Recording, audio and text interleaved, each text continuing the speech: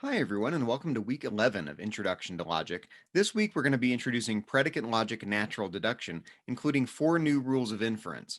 For each of the two quantifiers that you've learned, the existential quantifier and the universal quantifier, there are two new rules, an instantiation rule and a generalization rule. So without further ado, let's dive in and look at what predicate logic natural deduction looks like. The first rule I want to introduce is universal instantiation, what's abbreviated UI. If you have a statement like this, for all x, some function, doesn't matter what the statement is, simple or complex. But if you have a universal statement, for all x, some function applies to x, some formula applies to x, then you can instantiate that to a particular constant. And remember, in predicate logic, lowercase a through lowercase w is a constant that refers to some individual. And I want you to take the time to think about what this means. This universal statement for all x literally says for everything in the universe, the statement that follows applies to that object. Well, if that statement applies to every object in the universe, then it applies to any constant a. It also would apply to any constant b, any constant c, and any constant that you can identify by name with a lowercase letter in the context of a proof. This is called instantiating the universal statement, saying that that universal statement applies to some particular object in the domain inside the universe. Over here on the left, you can also instantiate a universal statement. So for all x, some function applies to x. You can instantiate that using a variable x, y, or z. And I just want to bracket that for the moment. We're going to look at this, at what this looks like in the context of a proof. It's weird to have a variable that's not bound by a quantifier. This is called a free variable. That basically means a variable that's not bound by a quantifier. This y here is not bound by a quantifier. And where this comes up in a proof is that you can use a free variable using another rule called universal generalization to introduce a universal quantifier, to make a universal, to conclude a universal statement with a universal quantifier in the context of your proof. So let's look at universal generalization.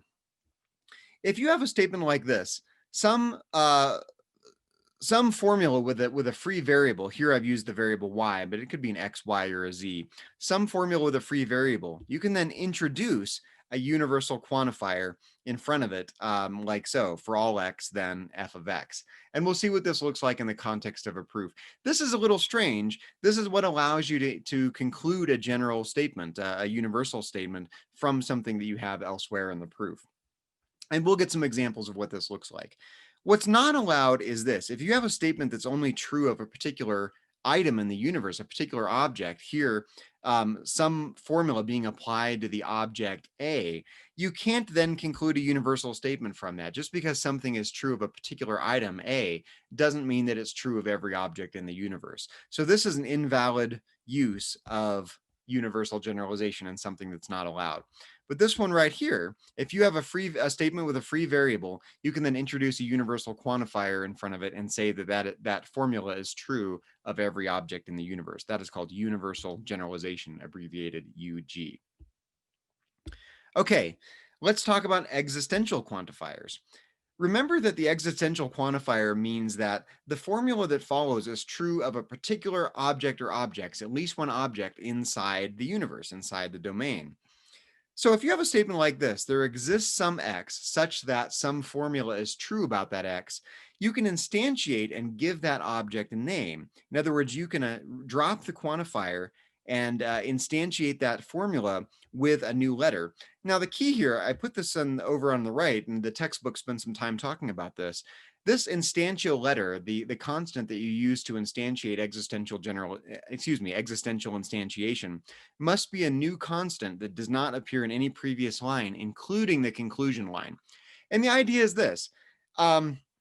From the fact that you have an existential statement, there exists something that has a particular property, this formula f being applied to x. That's true of some object inside the domain. We're going to call that a, but we don't know that that letter is identical to the object identified by any other letter inside the proof. If there had been a b or a c or a d somewhere in the proof, we wouldn't know that this object referred to by this existential quantifier is identical to any of the objects referred to elsewhere in the proof. So when you're using existential instantiation, you have to pick a new instantial letter, a new constant to refer to that object that really exists, because we don't know for sure that object is identical to any object elsewhere in the proof. It might be, it might not be. We just don't know from the existential statement alone. What is not allowed is this. You can't take an existential statement and instantiate that existential statement with a variable, ending up with a statement with a free variable. Again, I think the reasoning should be clear. Just because something is true of one or more objects in the universe doesn't mean it's true of every object in the universe. You're not allowed to instantiate an existential statement with a free variable like you see down at the bottom of the screen. Every time you use existential instantiation, you have to pick a new instantial letter. Here I've used A, but if A had been used elsewhere in the proof already, in any of the given statements in the conclusion, we'd have to use another constant like B or C or D and so on and so forth. And if you reinstantiate the statement, you have to use yet another instantial letter. Okay, let's go ahead and move on to existential generalization. There are two forms of existential generalization. If you have a statement like this, some formula that's true of some particular object referred to by a constant A, B, C, D, and so forth, you can then convert that into an existential statement like this. There exists some object X such that that formula is true of X. In other words, if something is true of A, it's true of at least one object in the universe. That's why you can convert it to an existential statement. And same thing is true if you have a free variable. If you have a statement with a free variable in it, some formula being applied to Y, that means there exists at least one object in the universe that has that property. So you can take a free variable and convert that to an existential statement as well. And we'll see how this comes up in the context of several proofs that we're going to do. So without further ado, I want to keep this video going as quickly as possible for you guys to give you guys as much time as possible on your homework this week. And I should say before we dive in, it's really important that you get lots of practice on this week's homework in particular. Everything we're going to do for the next several weeks builds on your ability to master these basic predicate logic rules of inference. So I want you to get lots and lots of practice on your homework this week. Even if you struggled a bit with section 8.1 and translations, spend lots of time here on section 8.2 from your textbook, because everything for the next several weeks is going to build on what we're doing this week. Okay, so we've got a fairly simple proof here. We've got two premises. For all X, if that X is an A, then that X is a B. The second premise says for all X, again, just as a reminder, this is the universal quantifier. It says for all X. For all X, if that X is a B, then that X is a C. In English, you could say something like all A's are B's, all B's are C's. But really, the best way to pronounce this in English is for all X, if X is an A, then X is a B. The second premise says for all X, if X is a B, then X is a C. And we're trying to prove that, we're trying to prove, I accidentally had the eraser on. We're trying to prove this conclusion here. For all X, if that X is an A, then that X is a C. So let's go ahead and dive in. What I notice right off the bat is that the conclusion is a universal statement. And one way you can conclude a universal statement is to use generalization, to go from a statement that has the form that's bound by that universal quantifier using a free variable, something like AX, then if AX, then CX, or if AY, then CY, and then use existential generalization to reintroduce that universal quantifier. I also noticed that I have two universal statements in lines 1 and 2, and I can instantiate those with anything I want. I can drop those universal quantifiers, and I can instantiate those statements inside parentheses, either with a constant like A through W, or with a variable, a free variable, X, Y, or Z. But since I know I'm probably going to use universal generalization to introduce this universal quantifier in the conclusion, I'm going to instantiate lines 1 and 2 using a free variable. So let's go ahead and dive in. We're going to add a new line, line 3. So we've already used X, and you can reuse X again here, and I'm just going to use a different instantial variable, a free variable, Y, to show how universal generalization works. So the first thing I'm going to do, I'm going to instantiate line 1, dropping that universal quantifier, and writing that statement in parentheses using a free variable. And in this case, I'm going to use Y, but I could use X again, or I could use Z. It doesn't matter. Here, I'm just going to use Y. So I'm going to have AY implies BY. And that's going to come from universal instantiation of line 1. In fact, let me do this in a different color for readability. Here we go, universal instantiation, line 1. Okay, and I'm going to do the same thing with line 2, except I'm going to use the same instantial variable y. Now, again, when you're using existential instantiation, you have to use a new constant. But here, this is universal instantiation, and you can instantiate a universal statement with anything you want. Any constant that's already been used, any variable that's already been used, it doesn't matter. So I'm going to use the same variable here. By implies cy. And that's universal instantiation of line 2.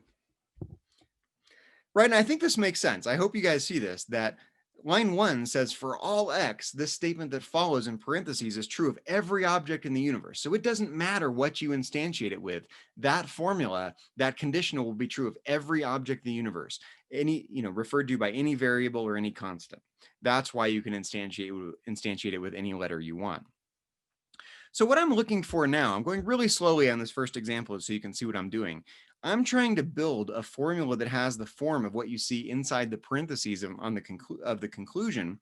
And then I'm going to use universal generalization to reintroduce that universal quantifier and show that that formula is true of every object in the universe. Okay. And I think you can see that from here, it should be fairly straightforward. We can do a hypothetical syllogism step. Line 3 says, if AY, then BY. Line 4 says, if BY, then CY. So by a rule you already know, this should be reviewed by now, hypothetical syllogism, you can get AY implies CY. And again, this should be review. This is hypothetical syllogism from lines 3 and 4. Okay, now we've got a statement that matches the form of what's in parentheses in the conclusion using free variables here on line 5 using the variable y. I'm just going to skip a line for readability here. Now I can reintroduce my universal quantifier. So I can say for all x, ax implies cx. Okay, and that's going to follow from line 5 by universal generalization. And we're done. So in this simple proof, you can see a fairly common pattern that you're going to encounter. When you have to conclude a universal statement like you see in the conclusion, you want to try to get the form of the statement that's governed by that universal quantifier using free variables, and then you're going to use universal generalization to reintroduce that universal quantifier. In order to be able to do that, you have to decide what letters you're going to instantiate the universal statements that are given in lines 1 and 2 with. You can instantiate them with anything you want, any constants or any variables. In this case, you want to choose variables, knowing that you're going to do a universal generalization step later in the proof to conclude the conclusion. Okay, let's do another example. In this case, we're given two premises, a universal statement and an existential statement. The first premise says for all x, if that x is a b, then that x is a c. And again, that's a universal statement. That means that formula applies to everything inside the universe now. Line 2 is an existential statement. It says there exists some x such that that x is an a and it's also a b. So there's at least one object in the universe that is an a and a b. That's what premise 2 says. The conclusion is that there exists at least one object in the universe. There exists some x such that that x is an a and that x is a c. Let's go ahead and dive in. We're going to add a new line, line 3. Now, a very common pattern when you have both existential statements and universal statements is to begin by instantiating the existential statement. And again, remember, when you use existential instantiation, you have to instantiate that statement, the statement on line 2, with a constant that's not used in the proof. And here we have no constants, so we can use any constant we want. And then a very common thing to do is once you've instantiated the existential statement, to instantiate the universal statement using that very same letter.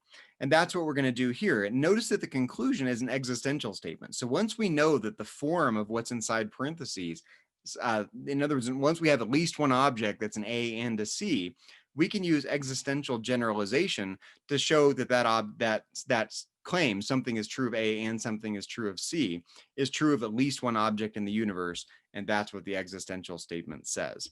So probably what we're going to do, just talking through the structure of this proof in the abstract before we ever get started, we're probably going to instantiate the existential statement using a constant. We're going to instantiate the universal statement in line 1 using that same constant. Then we're going to do some of the rules that you already know from propositional logic to get something that matches the form. Something is an A and something is a C. Then we're going to use existential generalization to reintroduce this existential quantifier in front of it and show that that form is true of at least one object in the universe. So let's go ahead and do that. I'm going to instantiate line 2. And just to drive the point home here, you can instantiate an existential statement with any constant you want, A through W, as long as that constant has not been used elsewhere in the proof. So we could do it with A, but that's boring. Let's do it with the lowercase letter D, because the lowercase letter D has not been used anywhere in this proof, including the premises and the conclusion line. So we're going to say A is true of D and B is true of D. Again, you could choose any constant you want. I've just chosen D fairly arbitrarily. The only restriction is that it can't be something that's used elsewhere in the proof. And that's going to be existential instantiation, EI, from line 2. There we go. Okay. Now we're going to instantiate the universal statement in line 1 using that very same letter. And again, I just really want you to understand what's going on here conceptually. Line 1 is a universal statement. It says for all x, for every object in the universe, this formula bx implies cx is true of that object. If it's true of every object in the universe, it's going to be true of the object referred to by the name D. So we can instantiate line 1 using that very same letter. So we'll have if BD, then CD. And that's going to be universal instantiation from line 1. Okay, now it should be fairly easy to see how to get the form of what we're looking for, the form of the function that is bound by the parentheses governed by that existential quantifier in the conclusion. So let's see. If I know I'm going to need, I'm going to need AD and CD. I already have AD, so I can simplify that from line 3. That's simplification from line 3. And I guess I'm going to need BD as well, because I see that I'm going to need to do a modus ponens step together with line 4. So let's do the commutativity step on line 3 to be able to simplify BD on its own line. So BD and AD. And that's going to follow from line 3 by commutativity. And that will simplify to get BD on its own line. Simplification of line 6. Now we can do modus ponens together with line 4. This should be review. Line 4 just says if BD, then CD. Well, we have BD on line 7, so we can get CD on line 8 by modus ponens. So modus ponens line, let's see, 4 and 7. Now we said we're looking for something that matches the form of what's in the parentheses in the conclusion, AD and CD. Well, we have AD on line 5, we have CD on line 8. We can conjoin those together on line 9, AD and CD. That's going to follow from line 5 and 8 by conjunction. Now I want you to pay attention to this last move. We know that the predicate A applies to the object D, and the predicate C applies to the object D. That's what we have in line 9. About the object D, we know that the predicate A applies to it, and we know the predicate C applies to it. Well, that means there exists at least one object in the universe that is an A and a C. So that's what we're going to conclude on line 10. That's the conclusion line. If that statement A something and C something is true of D, then it's true of at least one object in the universe. So there exists some X such that that X is an A and that X is a C. In other words, there's at least one object with those two properties. And that's going to follow from line 9 by existential generalization, e.g. And we're done. So again, just to reiterate what's going on here, we're trying to show that there's at least one object in the universe that's an A and a C. That's what the conclusion says. Line 2 says there's at least one object in the universe that's an A and a B. Line 1 says anything that's a B is also a C. It's a universal statement. So if that object is a B, it has to be a C as well. So we've shown there's at least one object, we'll call it D, that has those two properties. It's an A and it's a C. That's what we got by line 9. And then we can reintroduce that existential quantifier and say, well, if those two properties are true of the object D, then they're true of at least one object in the universe. And that's what the existential statement in the conclusion and on line 10 tells us. Okay, that's a common pattern you'll see where you first do an existential instantiation, introduce the constants you're going to need, and then instantiate the universal statements using those very same constants. And then from there, oftentimes you'll have to do some of the propositional logic rules of deduction, modus ponens, modus tollens, hypothetical syllogism, all the rules you already know, before you do the statements that introduce the quantifiers to end up with a quantified statement as the conclusion, either an existential generalization or a universal generalization. Okay, let's do another one. We've got two premises that are given to us. The first premise says, for all x, if x is an A, then x is a B. In other words, anything that's an A is also a B. Line 2 says it's not the case that the object M is a B. It's not the case that BM. In other words, it's not the case that the predicate B applies to the object M. And the conclusion is just this: there exists at least one object, there exists some x such that that x is not an A. There exists at least one object that does not have the predicate A applied to it. Well, let's go ahead and dive in and see what we can get. Line 2 is not a quantified statement. It's just a simple statement in predicate logic that says it's not the case that the predicate B applies to the object M. So we already have the constant M inside this proof. And remember, you can instantiate a universal statement with any constant or any variable you want, even one that's already been used in the proof. By contrast with existential instantiation, you have to use a new constant, but we don't have any existential statements inside the premises. We just have a universal statement. So we can instantiate line 1 using that very same constant M. And that's what I'm going to do to start this proof. I'm going to say AM implies BM. Instantiating line 1 using this constant that we already have, M, inside the proof. So I can do subsequent steps using the propositional logic rules you already know. And that's going to follow from line 1 by universal instantiation. From here, I think it should be pretty easy to see what to do. We're trying to get something that matches the form. It's not the case that A something, any constant or any free variable. Well, I have on line 3, AM implies BM. I have the negation of that consequent. It's not the case that BM on line 2.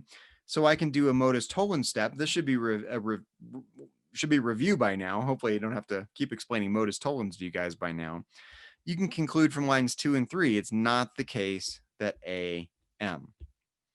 From lines 2 and 3 by modus tollens. Now I have a statement that matches the form of this formula that's governed by the existential quantifier in the conclusion with a constant. That means I've shown that it's true of at least one object in the universe. That statement, it's not the case that A something is true of at least one object, M. That's what I've shown on line 4. So at this point, I can reintroduce the existential quantifier. I can say, well, if it's true of M, then there exists some object, X, at least one object, in other words, that does not have the property A associated with it. And that is the form for existential generalization. So this would follow from line 4 by existential generalization. And we're done. This was a fairly short proof. But again here, what I want you to keep in mind is the reasoning. You're basically saying if some property is true, here on line 4, if some property is true of a particular object, M, that's what a constant is. It refers to a particular object. Then it's true of at least one object in the universe. And that's what the existential generalization says. It says, well, if it's true of M, then it's true of at least one object. So there exists something that does not have this property A. Okay, let's move on and do another example. So here we've got two universal statements on lines 1 and 2. For all x, if x is an A, then x is a B. Now line 2 is a universal statement, but it uses a different variable, y, but it's still a universal statement. It says for all y, if y, either y is an A or y is not a B. And we're trying to prove this universal statement as the conclusion. For all x, ax is equivalent to bx. In other words, a biconditional. For all x, if x is an A, then x is a B, and if x is a B, then X is an A. So before we dive in, I want to talk through the reasoning we're probably going to use. We know that the conclusion is a universally quantified statement, a universal statement, which means in order to conclude that, we're going to need to get the form of this formula inside the parentheses that's governed by that universal quantifier with a free variable, X, Y, or Z, not bound by a quantifier. And then we can apply universal generalization to reintroduce that universal quantifier. In order to get that, we're going to need to prove this biconditional, which in order to do that, if you remember from when we were talking about how to prove a biconditional a couple weeks ago, you basically prove a conditional that goes both ways. You prove if AX, then BX, and if BX, then AX, and then use the equivalence rule to introduce that triple bar, introduce the biconditional. So there's a little bit of work we're going to have to do here in order to be able to apply this universal generalization. Let's go ahead and dive in. I'm going to give myself plenty of room here, so I'm not going to skip a line.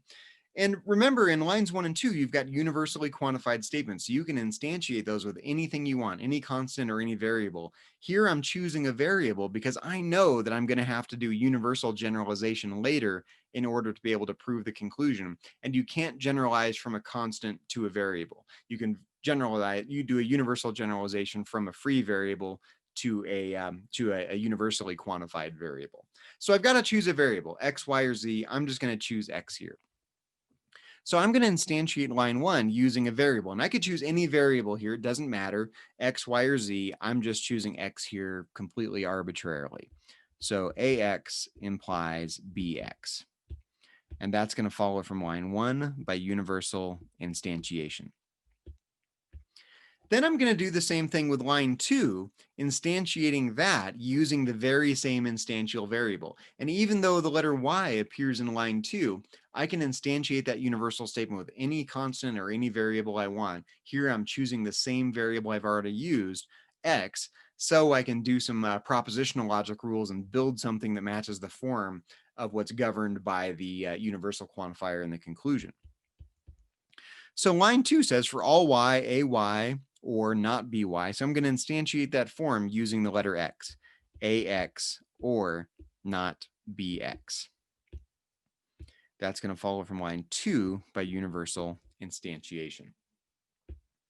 Again, I just want you to, I keep saying this, but I want you guys to get this notion down. Line 2 says this formula that's inside parentheses, if true, is true of every single object in the universe. That's what the universal quantifier says. So if it's true of every object in the universe, it's true of every constant and the object referred to by every variable. So I can choose X here and it's just fine. Okay, now I need to build two conditionals. I already have AX implies BX, but I need to go the other way around. And what I noticed that is that in line 4, if I do commutativity, I can get a statement like this, not BX or AX. Let me just cite it here real quick. That's line 4 by commutativity. Then I can use the implication rule to convert this into a conditional. BX implies AX. Line 5 by implication. Now I've got my two conditionals. On line 3, AX implies BX. On line 6 now, it works the other way around. BX implies AX. I need to conjoin those together so I can apply the equivalence rule. This should be a little bit of review now as well. So AX implies BX and BX implies AX. Just conjoining those two conditionals together from on line 3 and line 6. So 3 and 6 by conjunction. Now, according to the equivalence rule, this means that AX is equivalent to BX. And that's going to follow from line 7 by equivalence. Now, look what I've got so far. I have gotten a statement that matches the form of what's bound by this universal quantifier using free variables, a free X on line 8 that's not governed by a quantifier. So because of that, I can apply universal generalization and generalize and say, well, if it's true of this free variable X, true of any object you want, that's what a free variable is. It means you can plug anything you want in there and that formula will be true of that object. That means this form is true of every object in the universe. For all X, AX is equivalent to BX. reintroducing that universal quantifier using the universal generalization rule. So that's line 8 by universal generalization. And again, just to drive this point home, if this had been constants, if we didn't have a lowercase x here, but we had a lowercase a, b, or c, then we could not use universal generalization because you can't generalize from something being true of a particular object to something being true of every object in the universe. It's only because we have free variables here on line 8 that allows us to apply universal generalization here on line 9. Okay, this was a fairly straightforward proof. The key here was just recognizing that you needed to apply universal instantiation, instantiating both lines 1 and line 2 using the very same variable x here. It could have been x, could have been y, could have been z. But if you had instantiated lines 1 and 2 with different variables, then you would never have been able to reach the conclusion because you wouldn't have been able to apply these intermediate steps that we applied on in the middle of the proof. Okay, let's do a few more examples. Okay, here we're given a universal statement in line 1 and an existential statement on line 2, and we're trying to prove an existential statement as the conclusion. So the conclusion says there exists some y that has the predicate c applied to it, at least one object that is a c, in other words. Line 2 tells us there's some object that's an a, and that same object is a d, some object that's an a, and that same object is a d. So we're probably going to start out by doing existential instantiation, instantiating line 2 with a constant that doesn't appear in the proof. Again, a constant is lowercase a through w. Now, line 1 is a universal statement, so we can instantiate that statement with any letter we want, any free variable or any constant. But strategically here, what you want to do is instantiate the existential statement first, get that out of the way, and then instantiate the universal statement using that very same instantial letter. Once we get something that matches the form of the formula that's bound by the existential quantifier, in other words, the predicate C being applied to some object, CA, CB, CC, whatever, then we will have shown that there's at least one object in the universe that has the predicate C attached to it. So this is what we're looking for. We're trying to get something like this. Let me go ahead and erase this for clarity. Let's go ahead and dive in.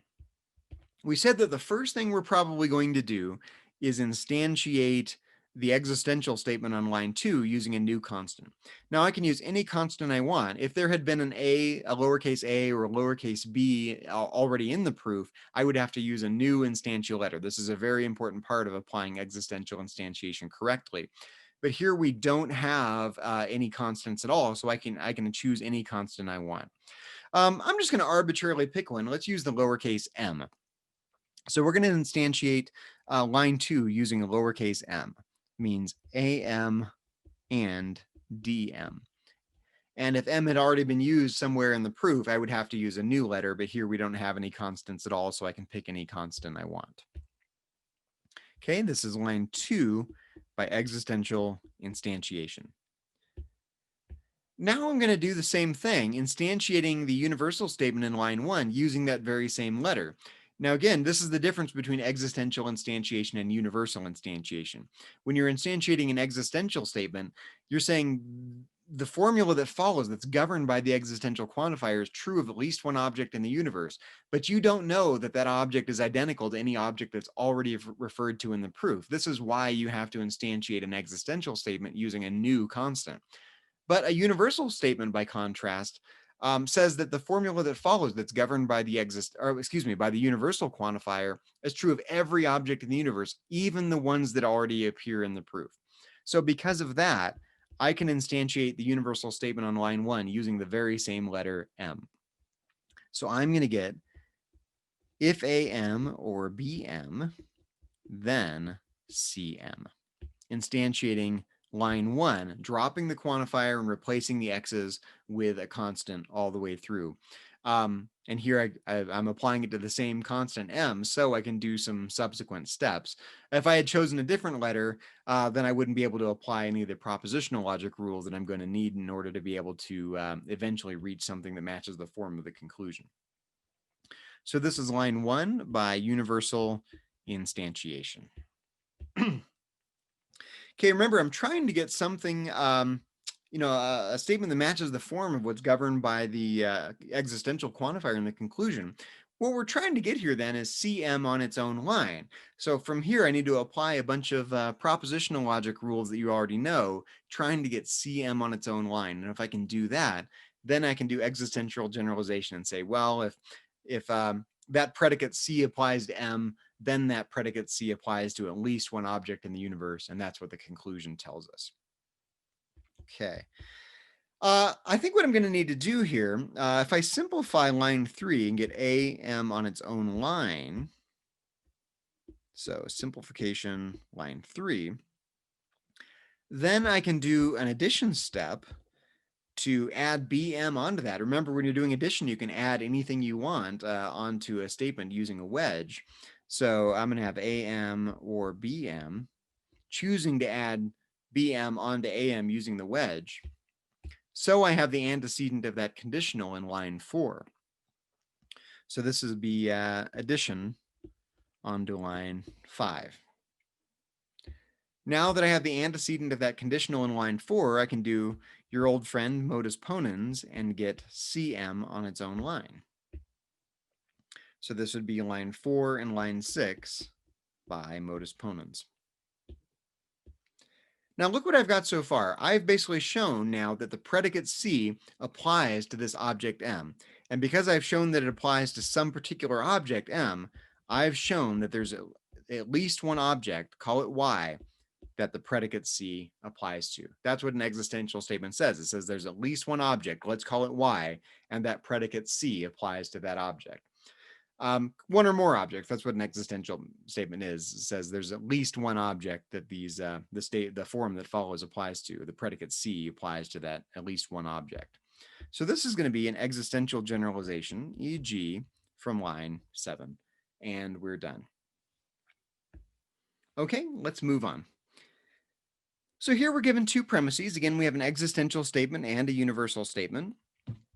And the conclusion is an existential statement. So we're probably going to use this pattern. You'll see this pattern again and again and again. You'll first instantiate the existential statement, introducing some new constant into the proof.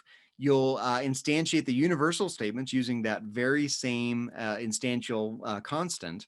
Then you'll try to build a statement that matches the form of the statement that's governed by the existential quantifier.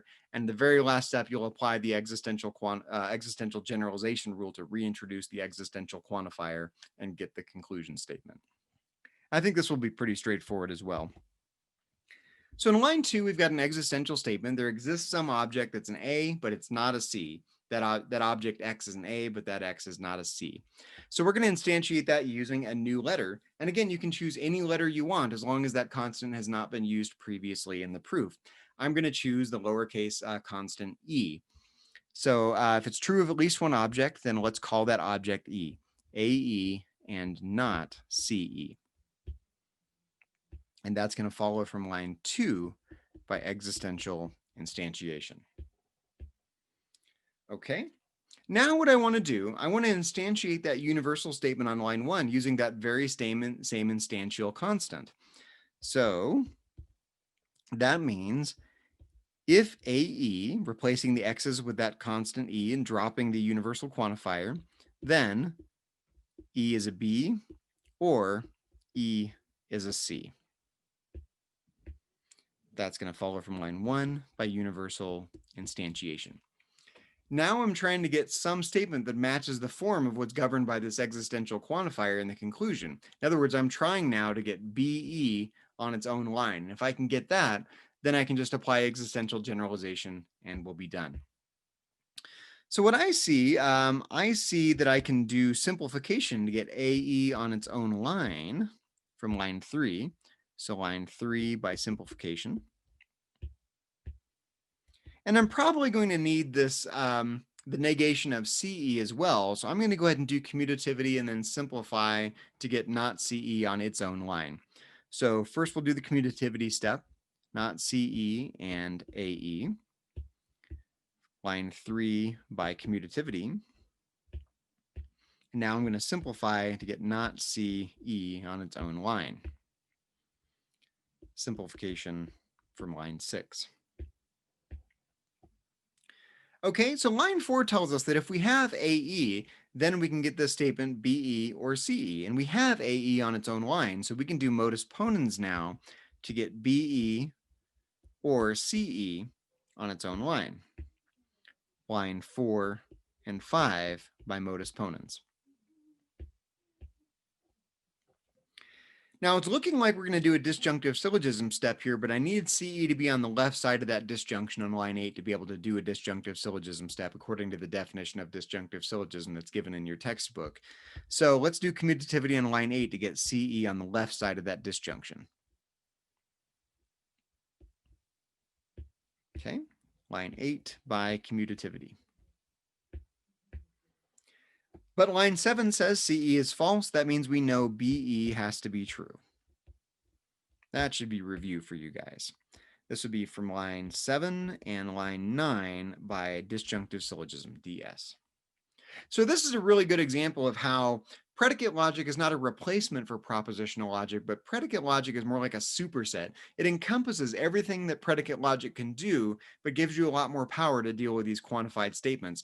But the rules from propositional logic still apply in predicate logic. Okay, so at this point we want to pause and keep in mind the conclusion here. So we said that if we could get at least one, this predicate B being applied to at least one object, and here we've chosen the object E, the constant name E, then we've shown that that predicate is true of at least one object in the universe. That's what the existential quantifier in the conclusion says. The conclusion says there exists some X, there exists at least one object X that such that the predicate B applies to it. We've shown that the predicate B now applies to the object E. That's what we have on line 10. So from here, we can do existential generalization and reintroduce the existential quantifier and say, well, if the predicate B is true of E, then there exists at least one object in the universe X such that X is a B. And that follows from line 10 by existential generalization. And we are done. Okay. Let's do a few more examples. I wanted to do a few more complicated examples, although we're getting down in the weeds here a little bit. Things are getting a little more complicated. Okay, so here we've got two premises. One is a universally quantified statement. It says for all X, if that X is an A, then that X is a B. In other words, in English, all A's are B's. Everything that's an A is also a B. Line 2 says that the predicate A applies to the object M and the predicate, either the predicate A applies to the object M or, sorry, we had a wedge there, or the predicate A applies to the object N. And I want you to be really careful here. Notice that these two constants are different. One is an M, one is an N.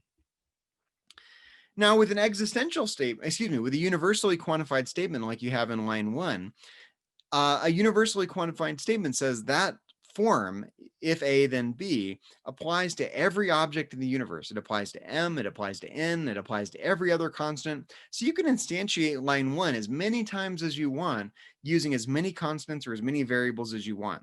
So I can instantiate line 1 first with the lowercase letter M, and then instantiate that statement again with a lowercase letter n. And we're probably going to need to do that in order to be able to reach this conclusion. M is a B or N is a B. I'm not sure exactly how we're going to do this, but it's looking to me like we're actually going to do a constructive dilemma, because if I instantiate line 1 with an M and then instantiate that very same statement with a letter N, I'll then have two conditionals that correspond to the disjuncts that were given in line 2. And that looks a lot like a constructive dilemma to me. In fact, that is how we're going to get to the conclusion. We'll probably just get it by a constructive dilemma step looking ahead.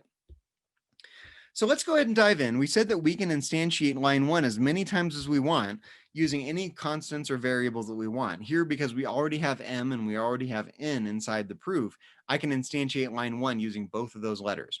So first I'll do it with the letter M. I'll have AM implies BM. That's going to be line 1 by universal instantiation. And I'm going to do the same thing now with the lowercase letter n. Again, because if it's a universal statement that applies to every object, it applies to M, and it applies to N, and it applies to any other constant we would have here as well. So AN now implies BN. Line 1 by universal instantiation again. Okay, what I see now is that, like I mentioned a minute ago, I've got two conditionals now. AM implies BM, AN implies BN, and the antecedents of those two conditionals correspond to the disjuncts in the disjunction in line 2. So we can set up a constructive dilemma here. In order to be able to do that, we need to conjoin lines 3 and 4 together because those two conditionals for constructive dilemma have to be conjoined together on the same line with a dot. So we're going to have AM implies BM, and with a dot now, AN implies BN. And that's going to follow from line 3 and 4 by conjunction. Now we're essentially done by constructive dilemma then. Again, just to remind you what constructive dilemma says. Line 2 says one of these two statements is true, AM or AN. Line 5 now says each of those two disjuncts implies something. AM implies BM, AN implies BN. So if one of those two antecedents is true, then one of the two consequents has to be true, either BM or BN, which is the conclusion line. And that's going to follow from line 2 and line 5 by constructive dilemma. And we are done. So the trick of this proof was recognizing that you can apply universal instantiation on that universal statement in line 1, that you have to apply universal instantiation twice now, applying that form AX implies BX to both the constants that are already in the proof, lowercase m and lowercase n. If you didn't recognize that, you would be stuck and you wouldn't be able to reach the conclusion. But once you recognize that, it's a pretty short proof. It only took us 4 additional lines. Okay. Let's see what we have now. Now, line 1 is a little tricky. Even though there's an existential quantifier out front, this is not a quantified statement. The main operator here is actually this horseshoe right here. On the left side is an existential statement. On the right side of that horseshoe is a universal statement. Because of that, we actually cannot apply any of the instantiation rules to line 1 yet, because those two quantified statements, the existential statement that's the antecedent and the universal statement that's the consequent, aren't on their own lines. They're part of a larger statement. So you can't actually instantiate those statements yet until you get a quantified statement on its own line. In other words, in order to apply the instantiation rules, the quantifier has to be the main operator. You can't sort of reach into a larger statement and apply an instantiation rule inside of a larger statement. Okay, but I do see that I have the lowercase constant n already in the proof. I see that the conclusion is an existential statement, so probably what I'm going to try to do is get the constant b being applied to some object, a constant or a variable, after which I can do existential generalization. The tricky thing is going to be how to deal with the with statement 1. What I see right off the bat is that I know that the predicate A applies to the lowercase object n on line 2. And if I applied existential generalization first, that would give me there exists at least one object that is an A, and that's the antecedent to the conclusion to the the conditional on line 1. So let's do that. Let's apply existential generalization to line 2. In other words, if the predicate A applies to n, there exists at least one object that is an A. I want you to see the link between 2 and 3 now. Okay, so this would be existential generalization. Oop, not line 2. Oops, I'm erasing too much stuff here. Sorry about that. There we go. Existential generalization of line 2, which happens to give us the antecedent of the conditional in line 1. Again, I just want you to keep in mind what you're doing here. Line 2 says the predicate A applies to some particular object n. That's what a constant is. It refers to some particular object.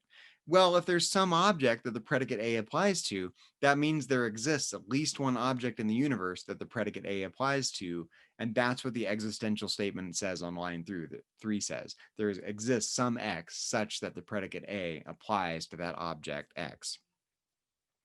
Okay, so happily that gives us the antecedent to the conditional of line 1.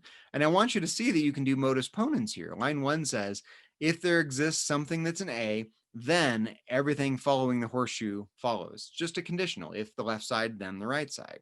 We have the antecedent on line 3, so now we know that the consequent has to be true for all y, by, or not ay. And even though this is fairly complicated looking, this is still modus ponens from line 1 and 3 by modus ponens, right? Line 1 says, if there exists something that's an A, that's the left side of the horseshoe, then the right side of the horseshoe for all Y, BY, or not AY. Line 3 says we do have the antecedent. The antecedent is actually true. Therefore, we know the consequent has to be true on line 4, even given that it's a little scary looking with the quantified statements as the antecedent and as the consequent of the conditional in line 1. Okay. Well, now what I see is that I have a universal statement on line 4. If I instantiated that with the same letter that we already have, lowercase n, then I could do some propositional logic rules, and I would probably get something like bn pretty easily. So let's do that. Let's instantiate line 4 using the lowercase letter n. That'll give us bn or not an. Again, if it's true of everything, that's what the universal quantifier out front says. For all y, everything else that follows applies to every object in the universe. That means it has to apply to n as well. That's why universal generalization works. Okay, this is going to follow from line 4 by universal instantiation, basically applying that universal statement to some particular object in the universe. Okay, well, we have an, and it looks like we're probably going to do a disjunctive syllogism step. So I need to do a couple things. I need to make sure that the not an on line 5, the right side of that disjunction, is actually on the left side. And I'm going to need the negation of that. So, and I have an, but I'm going to need not an. So I'm going to need to do a double negation step. Let's do the commutativity step on line 5 first. That'll give us not an or bn. Line 5 by commutativity. And in order to use disjunctive syllogism, we're going to need the negation of the term on the left. So we have an, but we need not an. So not an. Double negation of line 2. This should all be review, hopefully, but now we can do a disjunctive syllogism step. That'll give us bn, which is what we were looking for, on its own line. So line 6 and 7 by disjunctive syllogism. There we go. So now, again, I really want to go slowly and talk you through the reasoning here. We've shown that the predicate B applies to some particular object N. That's what line 8 says. N is a B. In other words, the predicate B applies to some particular object called N. That's what a constant means. Because it's true of N, it's true of at least one object in the universe. And that's what the conclusion line says. There exists at least one object, Y, such that the predicate B applies to Y. Well, if we've shown that it applies to some object N, we've shown that it applies to at least one object. So we can reintroduce this existential quantifier. Not X, Y, sorry. Got to make sure you use the right variable here, the one we're looking for. There exists some object Y such that that Y is a B. And that's going to follow from line 8 by existential generalization, and we are done. Okay, let's do a few more for you guys here. You should all go pretty quickly. Okay, so here we've got 3 premises, 2 universal statements. So line 1 says for all x, if that x is an A, then that x is a B. In other words, all A's are B's. Line 2 says for all x, if x is a C, then x is a D. In other words, all C's are D's. Line 3 says the constant E, the object referred to by the constant E is a better way to say it, is an A or it's a C. So E is either an A or it's a C. And we're trying to show now that there exists at least one object in the universe that is either a B or it's a D. Let's dive in. I think what we're probably going to do is, first of all, instantiate, excuse me, both of these universal statements on lines 1 and 2 using this constant E that's already in the proof. And again, just keep in mind the distinction between universal instantiation and existential instantiation. With a universal statement, it doesn't matter. You can instantiate it with anything you want, any constant, even one that's already in the proof, or any free variable that you want. With existential instantiation, you have to choose a new constant that's not already in the proof. So if we had an existential statement somewhere, given that we already have lowercase letter e in the proof, we would have to instantiate that existential statement using a new instantial letter besides the ones that are already contained in the proof. But here we don't have to worry about that because we just have universal statements. So we can instantiate those universal statements using the lowercase letter e, even though the lowercase letter e is already in the proof. And again, just keep in mind the definition of a universal statement. The universal statements in lines 1 and 2 say the statements that follow, ax implies bx and cx implies dx, they apply to every single object in the universe, including the ones that are already referred to in the proof, the lowercase letter e. Okay, let's go ahead and do that. So first of all, we'll instantiate line 1. That will give us ae implies be, choosing to instantiate line 1 with the constant e because e already appears in the proof. Line 1 by universal instantiation. And we're going to do the same thing with line 2. We're going to instantiate that with the very same constant e. So that'll give us CE implies DE. Also, not line 1, excuse me, line 2 by universal instantiation. There we go. And as we saw previously, this is starting to look like a constructive dilemma to me. What I'm looking for now is a statement that matches the form of what's in parentheses here applied to a particular object. So I'm probably looking for this.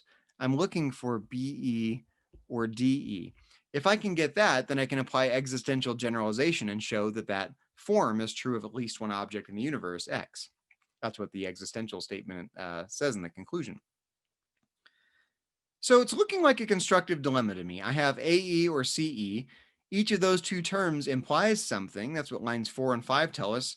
And if we do constructive dilemma there, that will give us BE or DE, and we'll essentially be done with this proof. I just need to set up a constructive dilemma step. So I need to conjoin the conditionals on line 4 and 5 together. So AE implies BE. That's the part from line 4. And the part from line 5, CE implies DE. So lines 4 and 5 by conjunction. Okay. Now we said we can do constructive dilemma. Hopefully this should be easy to see at this point. Line 3 and 6 constitute a constructive dilemma. That will give us either BE or DE. Right, just to go really slowly here, line 3 says one of two things is true, either AE or CE. Line 6 says each of those two things implies something. AE implies BE and CE implies DE. So if one of those two antecedents, AE or CE, is true, one of the two consequents, BE or DE, would have to be true. That's how we got line 7. Okay, so this would follow from line 3 and 6 by the constructive dilemma rule. Now we've shown that the form of what's governed by this existential quantifier, bx or dx, is true of at least one object. It's true of the object E. Well, if it's true of E in particular, then it's true of at least one object. There exists some object X that is a B or it's a D. And that would follow from line 7 by existential generalization, and we are done. So again here, when you're trying to prove an existential statement, what you're looking for is something that matches the form of the formula governed by the existential quantifier applied to a particular constant, and then you will have shown that that form applies to at least one object in the universe, and that's what an existential statement says. Okay, let's do a couple more. Okay, so we've got 3 statements here and a conclusion. The conclusion is an existential statement. So again, we're probably going to try to prove something that matches the form of what's governed by the existential quantifier in the conclusion with some particular letter, probably n, because we already have n in the proof. And then we need to do whatever instantiations are necessary in order to be able to get that. Actually, what I see here is that eventually we're probably going to get this existential statement right here on its own line. And because we already have the lowercase letter n inside the proof on line 3, when we instantiate that part of the line on line 2 and we get there exists some x dx on its own line, we're going to have to instantiate that letter with a new letter that's not already in the proof. We won't be able to use n because we have to choose a new instantial letter. So this is going to be pretty complicated. Let's go ahead and dive in, and I'll talk you through it as we go. So what I see is that Lines 1 and 2 are not quantified statements. They're conditionals. Line 1 says, if that existential statement, there exists some x that's an ax, then this universal statement for all x, bx. So that's not a quantified statement. This is just a conditional. And each of the two components, the antecedent and the consequent, are quantified statements. Same thing with line 2. Line 2 is a conditional. The antecedent is an existential statement. There exists some x, cx. And the consequent is there exists some x that is a d. But on line 3, we know that something is an A and something is a C. If we can break apart line 3 with commutativity and simplification, then apply existential generalization to each of those two terms, we will get the antecedents to those conditionals on line 1 and 2. So we've got a bit of work to do here. Let's go ahead and dive in. First thing I'm going to do is simplify to get AN on its own line. Notice I can't instantiate in lines 1 or 2 because the quantifier is not the main, you could call it an operator. These aren't quantified statements. Those quantifiers don't govern the entire expression. It's this horseshoe that governs the main expression. That's the main operator. So we can't do any instantiations on line 1 and 2. So we have, let's see, line 4, AN comes from line 3 by simplification.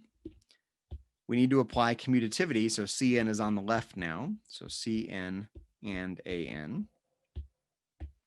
So line 3 by commutativity. Kind of rushing through these easy steps that should be reviewed at this point. And we're going to simplify to get Cn on its own line. So line 5 by simplification. So again, I'm going to go really slowly here. Line 1 says, if there exists something that's an A, then something follows. That's what a conditional is, right? Line 2 says, if there exists something that's a C, then something follows. Well, line 4 says that predicate A does apply to something. It applies to the constant n. Same thing with line 6. The predicate C applies to something. It applies to the constant n.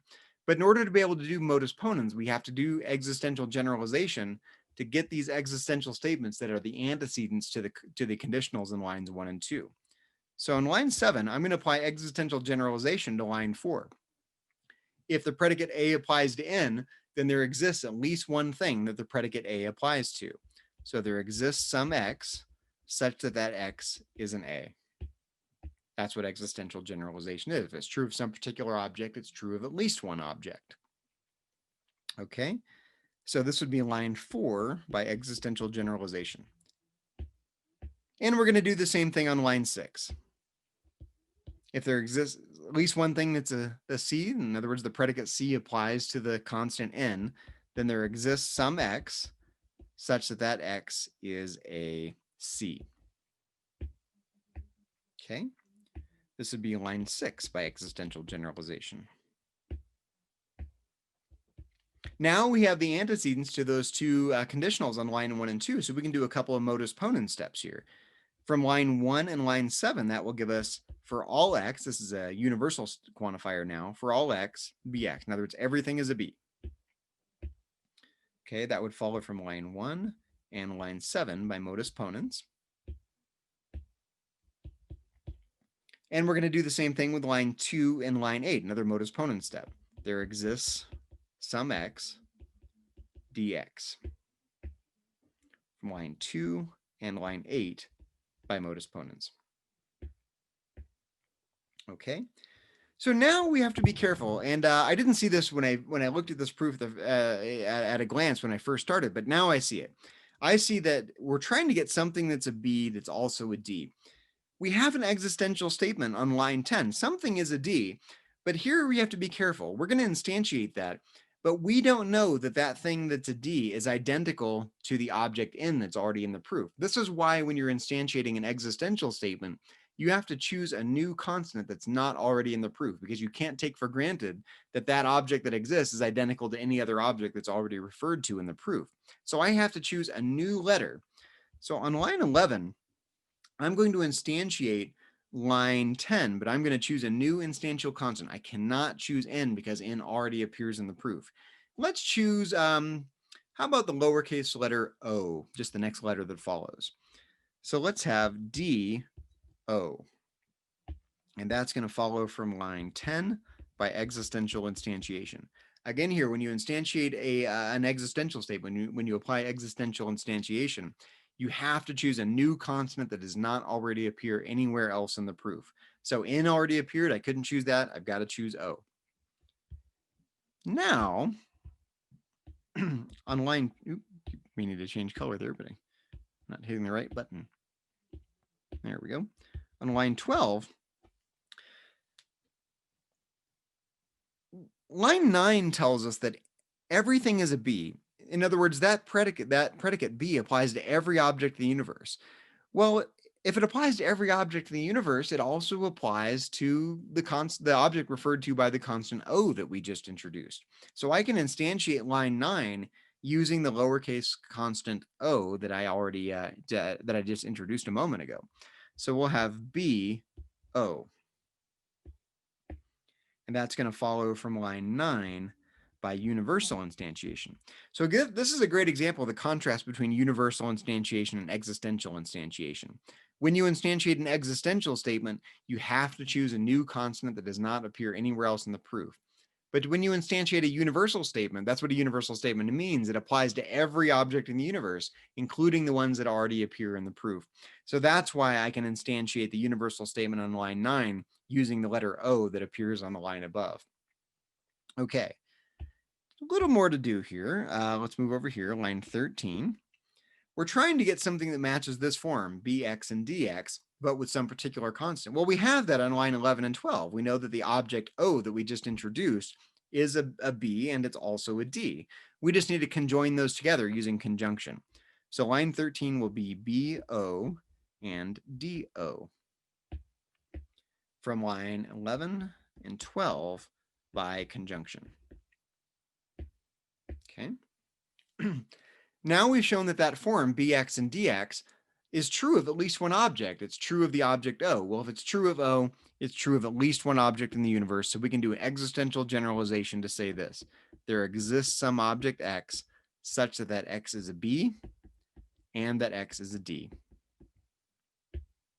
Okay, so this will be line 13 by existential generalization, and we are done with that proof. Not too bad. I think the key here was recognizing that once you started breaking apart lines 1 and 2 in these modus ponens steps, you then got this existential statement right here on line 10. And you have to instantiate that, but you have to be really careful. You can't instantiate that using the same letter you already have. Existential instantiation forces you to introduce a new instantial constant into the proof, one that doesn't appear elsewhere in the proof. And then you can apply this universal instantiate this universal statement on line 9 using that very same letter, because you can instantiate a universal statement with any letter that you want. Okay, let's do another proof. I've got just a couple more examples for you guys. We're given 3 premises. Line 1 says, if there exists something that's an A, then for all x, bx implies cx. So that's not a quantified statement. The main operator is that horseshoe in the middle, so we can't instantiate that right off the bat. Line 2 is also a conditional. It says, if there exists something that's a D, then there exists something that's not a C. But again, that's not a quantified statement. The antecedent and the consequent of the conditional are quantified statements, but we can't do any instantiations there yet. Line 3 is an existential statement. It says there exists something that's an A and a D, and we're trying to show this conclusion. There exists something that is not a B. So let's go ahead and dive in. Because I can't instantiate line 1 and 2, I can only instantiate line 3 right off the bat, because line 3 is governed by that existential quantifier. It's not part of a larger statement. So I have to choose a constant that's not already in the proof, and here I can choose any constant I want. I'll just choose the constant A, but if A had already been in the proof, I would have to choose a new constant. So we're going to get A and DA.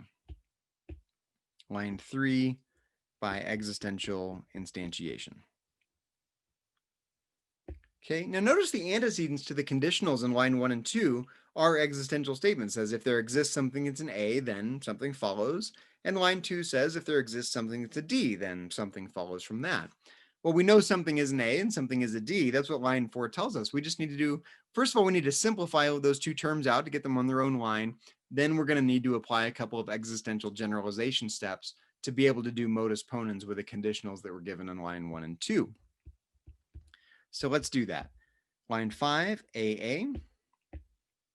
So this will be from line 4 by simplification. And let's do commutativity first, dA and AA. So this would be line 4 by commutativity. And that'll give us dA on its own line. Line 6 by simplification.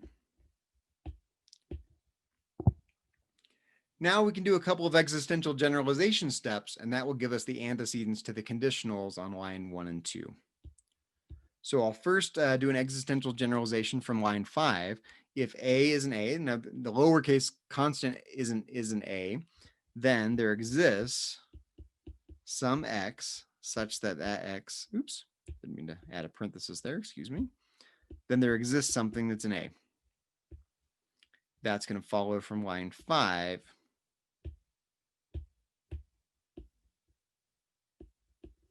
by existential generalization. And we're going to do the same thing from line 7. That means there exists something that's a D. So line 7, existential generalization. That gives us the antecedent to the conditionals on line 1 and 2, so we can do a couple modus ponens steps. From line 1 and line 8, we know that for all x, Bx implies Cx. Okay, this would follow from line 1 and 8 by modus ponens. And we're going to do the same thing with line 2 and line 9 now. That will give us, there exists some x, not Cx. That x is not a C. That's going to be line 2 and 9 by modus ponens. Okay? Excuse me.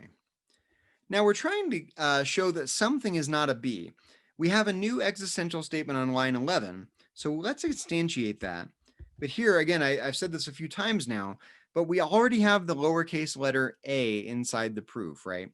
Line 11 says something that exists that's not a C, but we don't know that that something is the same thing as the object referred to by the lowercase letter A.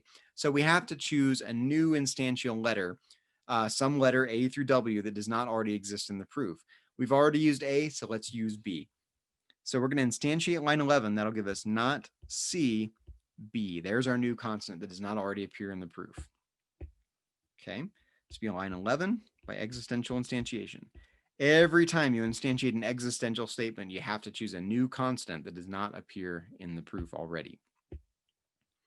Okay. Line 13. We can actually instantiate line 10 now using that same letter because 10 is a universal statement. So you can quantify that with anything you want, any constant, any variable, even ones that already exist in the proof. So let's instantiate line 10 using that same letter B. That'll give us B. B implies C, B. Line 10 by universal instantiation. Okay. Excuse me. Well, we know that CB is false. That's what line 12 tells us. So line 14, we know not B, B by modus tollens. That should be review. So line 12 and 13, modus tollens. So look what we have so far. We've shown that there exists at least one object that is not a B, right? Line 14 tells us that the predicate B does not apply to the lowercase object B, even though they're the same letter. The capital letter B is a predicate and the lowercase letter B is a constant, a particular object. So we've shown from that, keep using the wrong color. We've shown from that now on line 15 that there exists at least one object X that is not a B, not BX. And that would follow from line 14 by existential generalization, and we're done. Okay, that one wasn't too bad. So we've got three premises. The first one is a universally quantified statement. It says for all x, that x is an A and it's not a B. So everything is an A and it's not a B. In other words, everything in the universe is an A and not a B. Line 2 says if the predicate A applies to n, so if an, then this expression in a bracket. If it's not the case that there exists something that's a C, then the predicate B applies to the object C, then BC. Line 3 says if AM, then for all x, Cx implies dx. So if A is an M, if M is an A, if AM, then all C's are D's. And the conclusion is fairly straightforward, just there exists something that's a D. So if we can get something that matches this form, D something, dA, dB, dC, even dx or dy, then we can do an existential generalization step and get that existential statement at the end. I think this will be pretty straightforward. So what I see is that probably what I'm going to need to do is instantiate that universal statement on line 1 twice to get an and am, because on lines 2 and 3, I've got the predicate A being applied to two separate objects, n and m. So I'm probably going to need to instantiate line 1 twice to get an and am and do a couple simplification steps to get an and am on their own lines. So let's do that right off the bat. So we'll get an and not bn. Oops.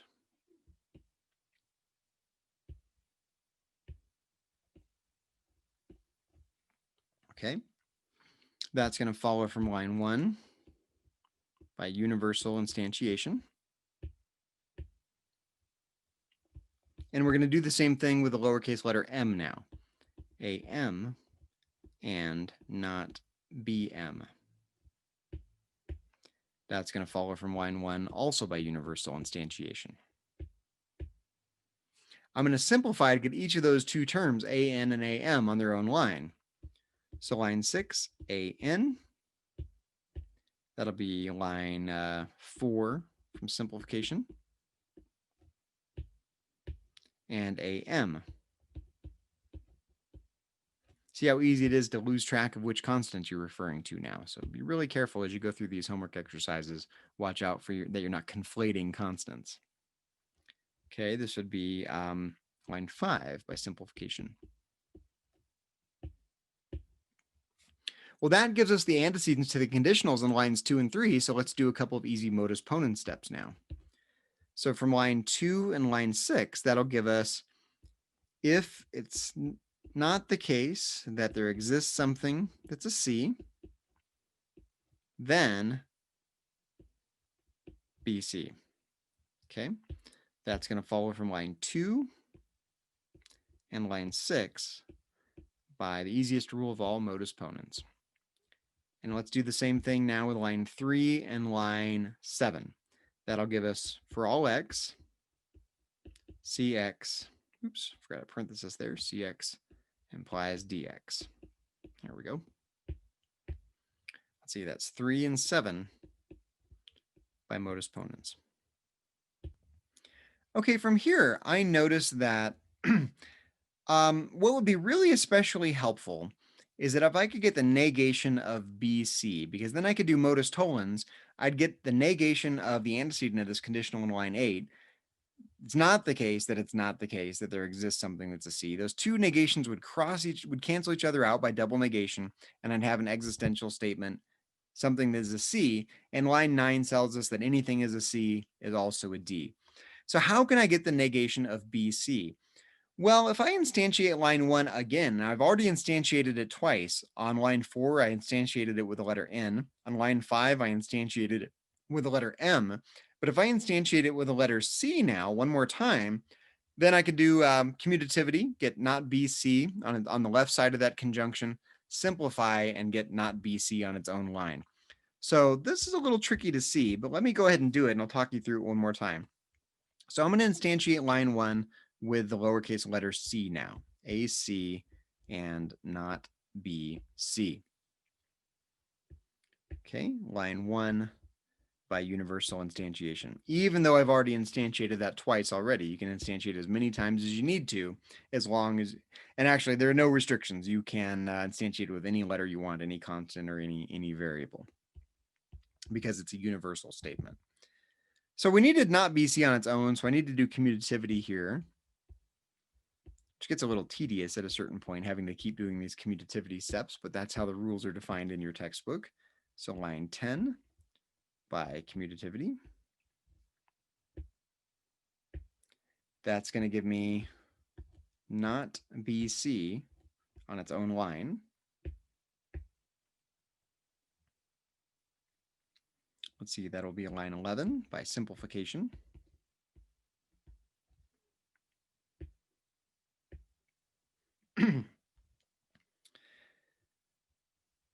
Well, now we have the negation of the consequent on line 8. So that will give us, here I'm going to work off to the side here. That'll give us, it's not the case that not this existential statement.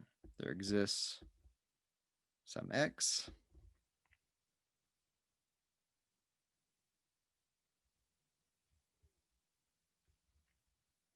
cx. Okay, that's going to follow from line 8 and 12 by modus tollens. Now those two negations are just going to cancel each other out according to the double negation rule, so I can drop those and get there exists some x cx from line 13 by double negation. Okay, line 15. Sorry, I'd have to squeeze this in here. So in order to do anything with line 14, we have to instantiate that existential statement, but we have to choose a new constant. We already have n, we already have m, we already have c. Let's choose the lowercase letter d. That will give us c d. Again, every time you instantiate an existential statement, you have to choose a new instantial letter, constant a through w, that you haven't already used elsewhere in the proof. Okay, so this will be line 14 by existential instantiation. Now line 9 says anything that's a C is also a D, so we can instantiate that universal statement using that same letter D. So line 16 will be CD implies D. That is from line 9 by universal instantiation. By modus ponens, that gives us D. Line 15 and 16 by modus ponens. Now look what we've accomplished. We've shown that there's at least one object that's a D. The predicate D, capital letter D, applies to the object referred to by the lowercase letter d. So we've shown there's at least one object that's a D. So on line 18, we are done. We've shown there exists some object x such that that object is a D. And that's going to follow from line 17 by existential generalization. And we're done with that proof. Okay, so that's the last example I have for you guys. Make sure you review these rules, especially look at the restrictions for the rules, both in the textbook and in the examples I've done today. Get lots and lots of practice on this section, because everything we're going to do for the next several weeks builds on your ability to handle these four rules of inference. There are a couple more rules that are coming, but you really need to have a handle on these four rules in particular and their restrictions. Let me know if you have any questions. If you get stuck anywhere, don't be afraid to let me know. We can meet up in Zoom or by email or by phone. I can talk you through anything you're stuck on. I'm always happy to help. Just make sure you reach out to me. Other than that, get me your homework for this week by 11:59 p.m. Sunday, and I hope you guys have a great week.